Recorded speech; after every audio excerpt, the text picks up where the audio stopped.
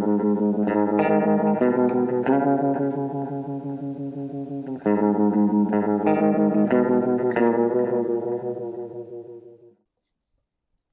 back to Appalachian Dim Sum. Where entertainment is our comfort food.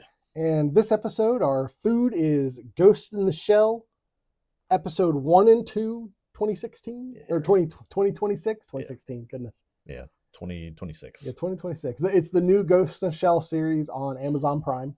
Which is really the old Ghost in the Shell series. Yeah. And from what I understand, this is they kind of like went back to source for this. This isn't a remake of the 1995 movie. This is bringing the manga to animation. Right. I'll go ahead and throw my opinion of it out here at the beginning.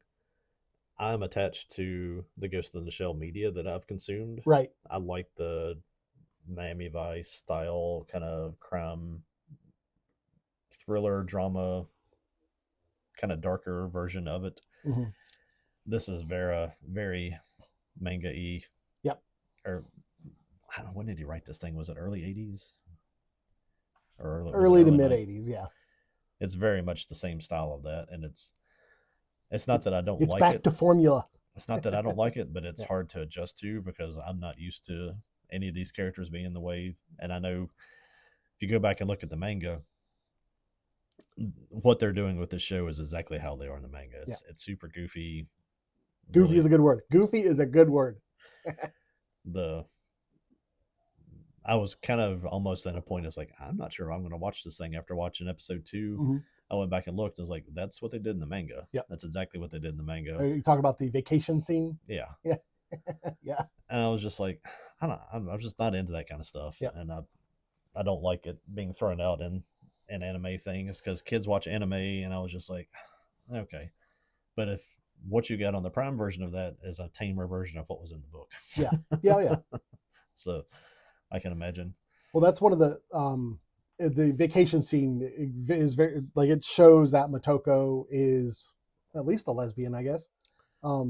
She's into women, and that's something that it's always been there. That's always been a part of her character. But like in the 1995 film, they don't really even mention it. I don't even think it's even that. It's that the guy that wrote this thing was a young guy that thought that was a cool kind of his little perverted thing that he threw in. It brings to mind there's a game called Nier Automata, and you play an android. Yeah, it's always an android. You play an android 2B, and she's wearing like it's not a maid outfit. It's just, but it looks like it's a French outfit. It's got this flowy skirt. Yeah. She has high heels on. She's running around, and it's like a post-apocalyptic world. It's like, why is she dressed like that? There's no. And someone asked the creator at one point, they were like, why is 2B running around in this outfit? And he's like, I like pretty women. Yeah. That's his excuse. I'm like, okay, all right. That's exactly, I think, what this is. Yeah. I've already seen all the groups that have to jump into everything and like, oh, finally we get I feel seen. It's like, what do you mean you feel seen? Well, you saw a porn scene in a cartoon and you feel seen? It's like, really? It's like, this was this guy's like little weird perverted fetish that he threw in for just a scene because he wanted to draw it, and it's like he wasn't making content for the independent film channel or some kind of, I don't know what the right way to say, some channel that kind of focuses on that kind of content. But it was just that he was a perv and he threw in a scene and people are like, it's like, yay, it's like it's LGBT. It's like, that wasn't a concern. That wasn't really a concern back then. I'm sure this is, I'm sure it is the writer's barely concealed fetish, that kind of thing. That's what I'm saying. I don't think he was like trying to. No, he wasn't doing it for representation. He wasn't writing that for Pride Month. He was doing it because he's a pervert. No, but it does let you know what kind of character at least this version of Motoko is. Yeah. She is kind of hedonistic. She enjoys being a robot, and she uses that not only like the previous versions that we've seen of Motoko, like in the movie and the standalone complex. Like, her enjoyment of her being an android is militaristic. It's just that, well, it allows her to be effective at her job. Yeah. And this version of Motoko, it allows her to be effective in other ways too.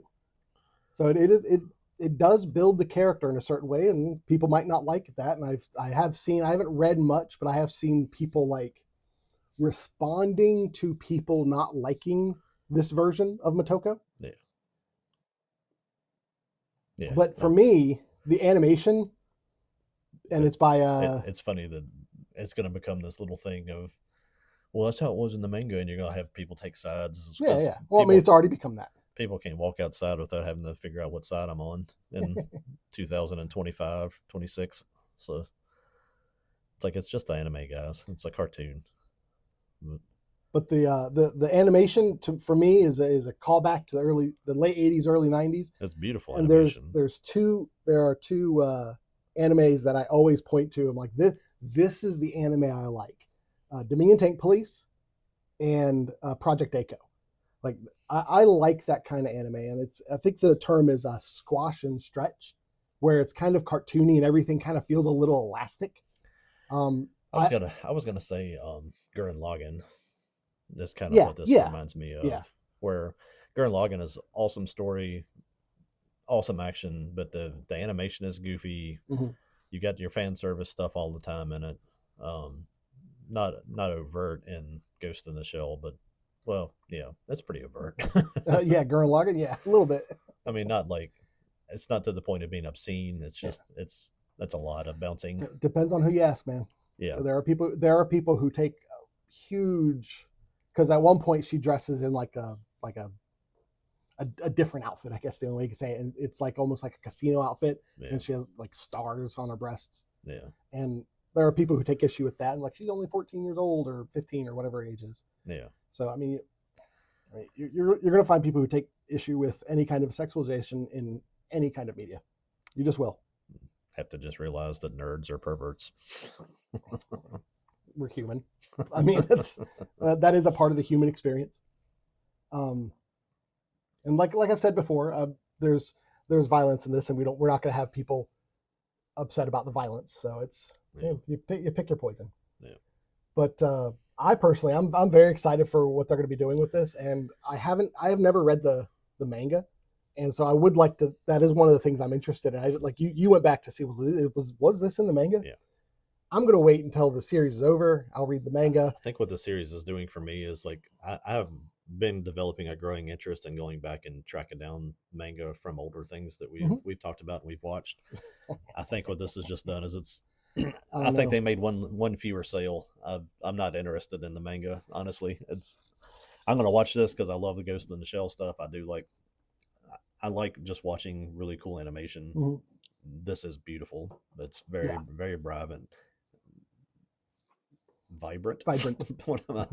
Sorry, I'm having a stroke on there. It's very vibrant, very chaotic. It's if you could take Gurren Lagann and have it animated today and not change the show at all, this is what it would look like, I think. I mean, it's just, I love seeing a cyberpunk world that is beautiful, that is colorful. Yeah. Because that's one thing that we've kind of gotten into is like, well, cyberpunk is drab, dreary with neon lights. That's what cyberpunk is. Yeah. So this is kind of showing that it can be other things. Yeah. I think 2 episodes in, I have zero interest in the manga at this point. so sorry, whoever wrote this. You almost have you read much manga? Yeah. I mean, like all of Attack on Titan. Okay. So you've read that series. What's her name? Nana. We went through the whole Nana series with my daughter. Got Chainsaw Man. Okay, well, I would put Chainsaw Man because I was going to mention Dan because I haven't got any issues with Dan to Dan. I've stood in the bookstore, saw Dan I was like, flip through it to see, and my thought was like, why would I read this? I've watched the anime. That's kind of how I felt. Yeah. But it definitely in a situation where like if you watch Dan and then you read the manga it's more risque. It's particularly with like camera angles. They have compromising camera work or scene work in the manga. The show is plenty risque. I assume Chainsaw Man is similar. Chainsaw Man is pretty 1-to-1 on the show. There's the only thing they really cut I've never looked at the Chainsaw Man anime. The only thing they really cut out of the show that was in the books is that one of the early encounters and fights that he has as a small child that's a demon, and they just cut that out because he has to kill a child. Yeah, and I'm fine with not including that. But that would have just been a little bit much to have on screen, I think. well, that might have hit the content moderators. Yeah, They were like, "You're killing a kid." No, you're not. That's not. yeah, That's not good. yeah. Definitely the I've print media versus animated media. They do have different standards. I've seen it which is fine. implied in a lot of shows, but I think if you did it the way it was in the book, it'd be like, oof. It's like, yeah, that's too much. Well, oh no, that's another. I was thinking about something else I watched. I was like, okay, a kid got killed in the end of that. I was like, wait a minute, that's something else. There's even in the Fate series, the Fate Zero and Fate Stay Night and all that. There's a guy who's like abducting children, taking them down into like the alley or to the sewers, and like just like sticking them on the wall. But you don't see that actually happen. You just kind of see that it happened, and I'm like, kind of surprised that made it into the show. Yeah, yeah. But the plot of this series, and it's because it's like we said, it's going back to the manga and it's adapting the manga, not the original film, which was also an adaptation of the original manga. Yeah. There's almost like a director's cut, because like you're saying, they're adding stuff that's in the manga that wasn't included in the film. I think you're going to get story. I think you're going to get into the storyline of the movie though. Oh yeah, I mean, you were getting to the even end of episode 2, yeah. You're getting into the garbage man leaving the messages, and they've already mentioned the puppet master. I was kind of hoping, and again, I was surprised, not knowing the manga. I was kind of hoping maybe it would be like, maybe this is an earlier story about how the puppet master came into being, but I think this is really what the first movie was kind of based off of. And I'm really curious about, because at the end of the Ghost in the Shell film in the 90s, Motoko essentially gets destroyed and she becomes something else because she merges with the puppet master. Yeah. And I'm like, well, like, how are they going to do that in this? Like, I don't know how much material there is between really episode 2 and the end of the film. Like, is it going to be more like the standalone complex where we get episodic content? That's kind of what I'm hoping, is there'll be some side things or some other missions for them to do before you get to, let's smash her and let her disappear into the web again. Yeah. I too was kind of hoping it would be more of like a prequel kind of situation, but I don't know the trajectory of the manga. I don't know if like the manga series tells that story, then tells previous stories. Like at this point, the standalone complex is feeling more like a prequel series to all of this than anything else. I don't know if the standalone complex is based on anything aside from being inspired by. I don't know. I don't think there's a manga for that. I don't know. I don't think there's a manga, but let's see.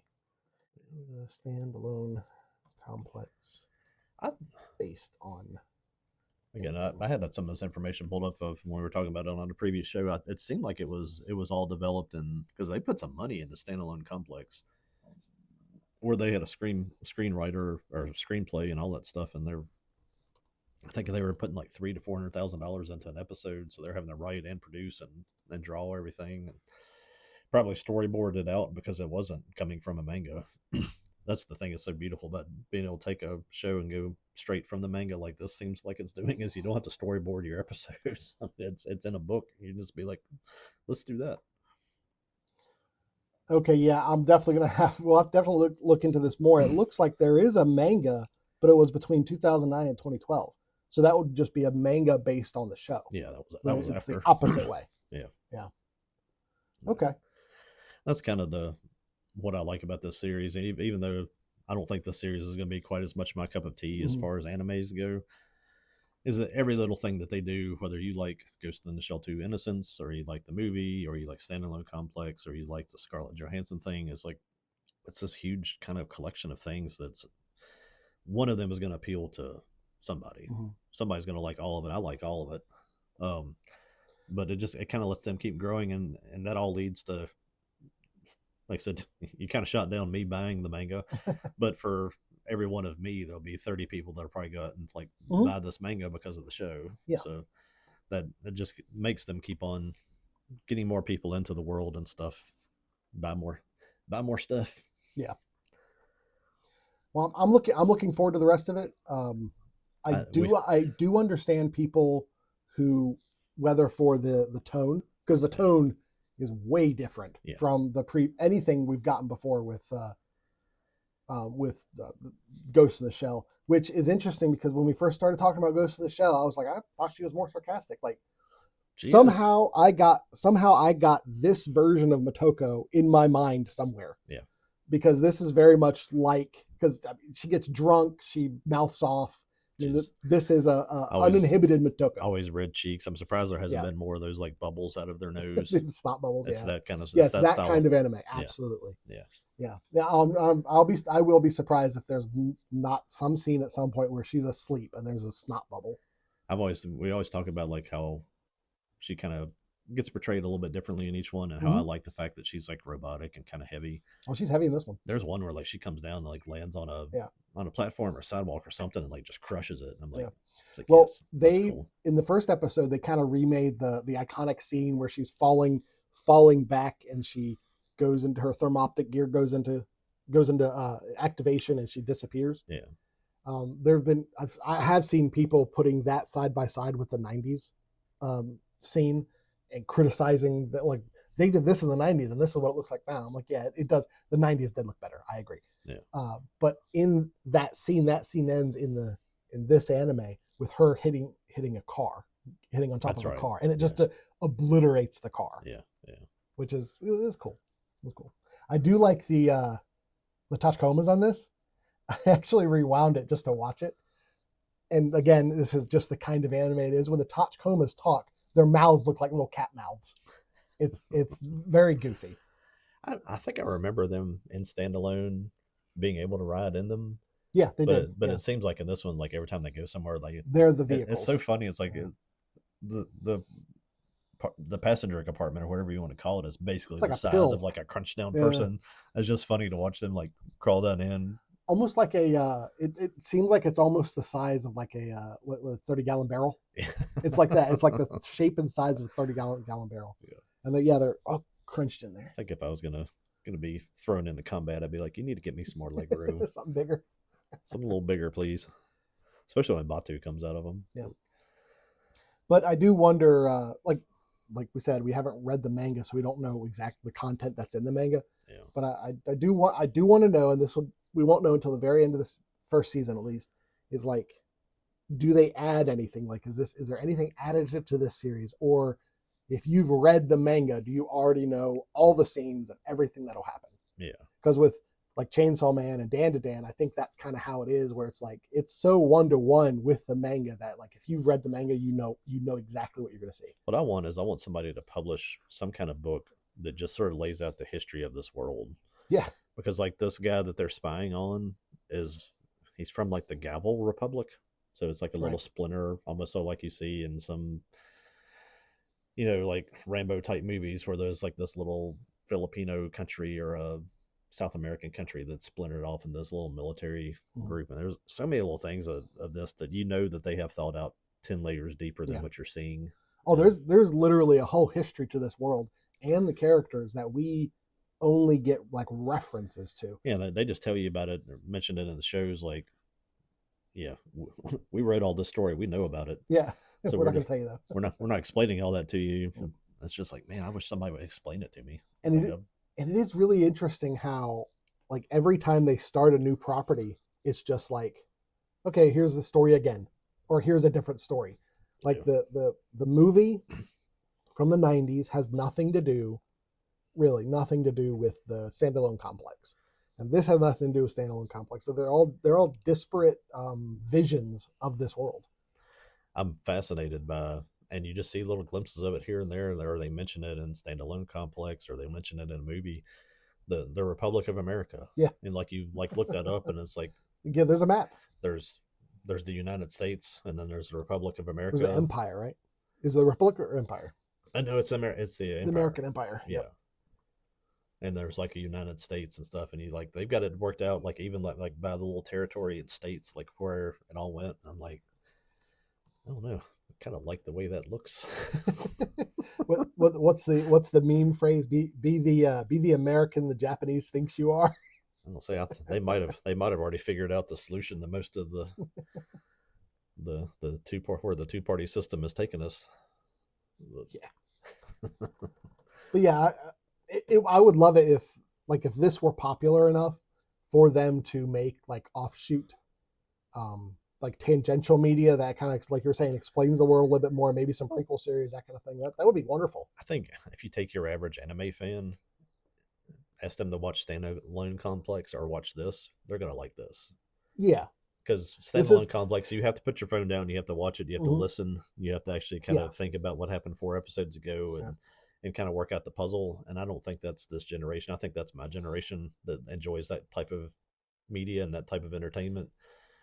This is running around, blowing stuff up, bouncing, being silly, being really loud. Everything that you say, you have to scream. There was a phrase I used. I think maybe the first or second time we sat down to record, and I was using to describe Danijel, is it's an anime ass anime. Yeah. And this is an anime ass anime.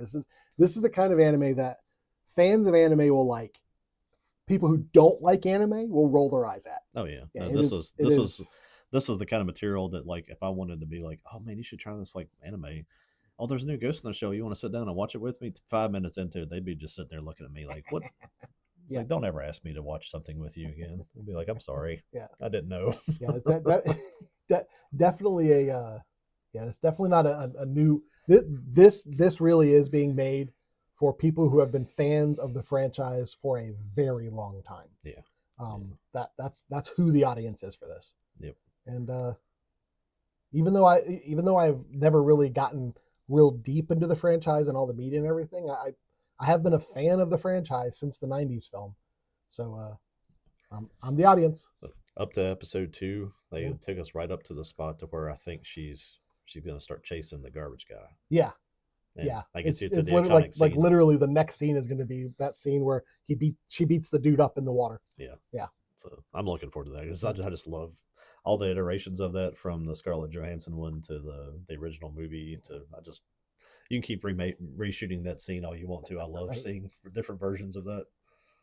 But that's episode 1 of 2 of Ghost in the Shell 2026. Yeah, episode 3, they have a title out for it already. Oh. It is called Megatech Machine. Okay. 1+2.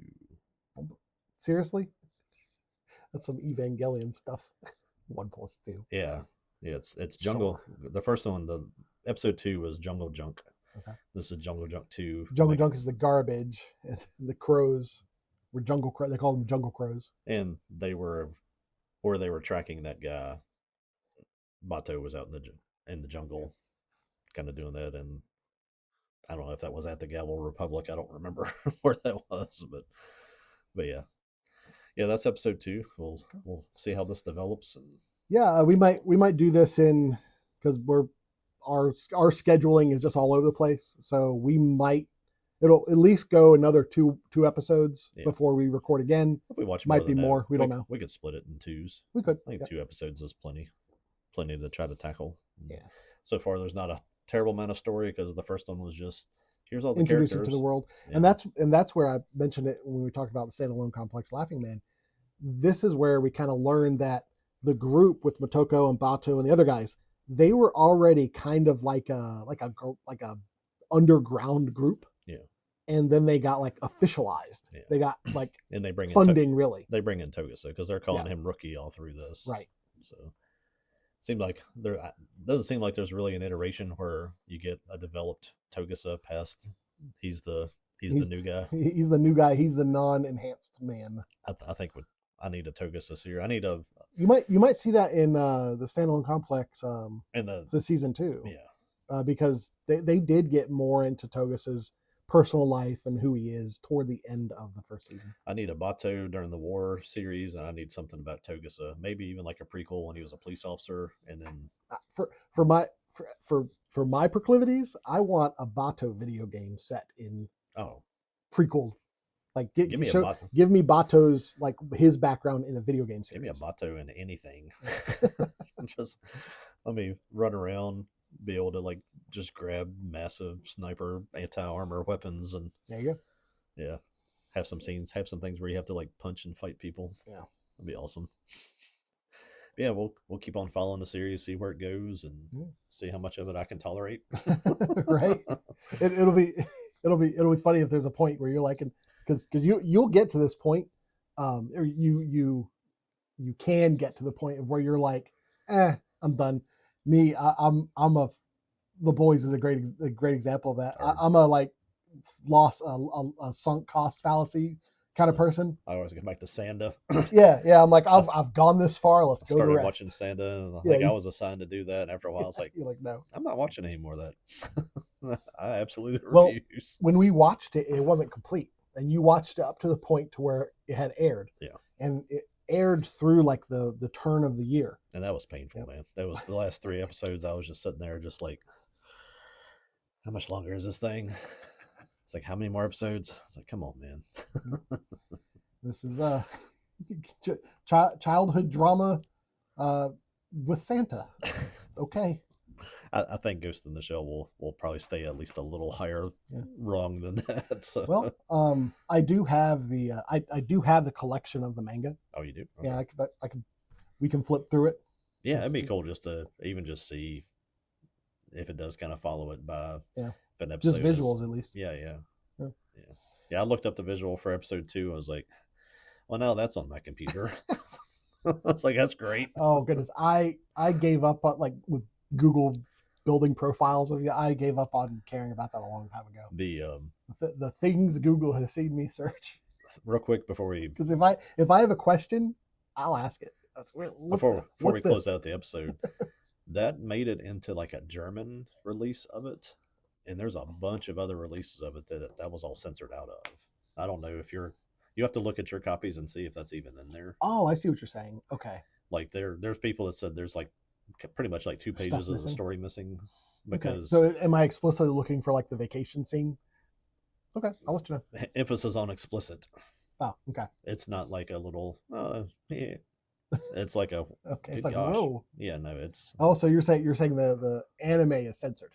The anime is very censored from that. From that, it's. I'll let you know. It would be, I would think by standards, would be like an NC-17 or X-rated thing at this point. I was kind of glancing at that, but again, just kind of cursory looking over stuff that seemed like the people that had copies of it was in German. Interesting. Now I don't know who else and they actually published it that I think a lot of people were like, no, it's like that's not going in.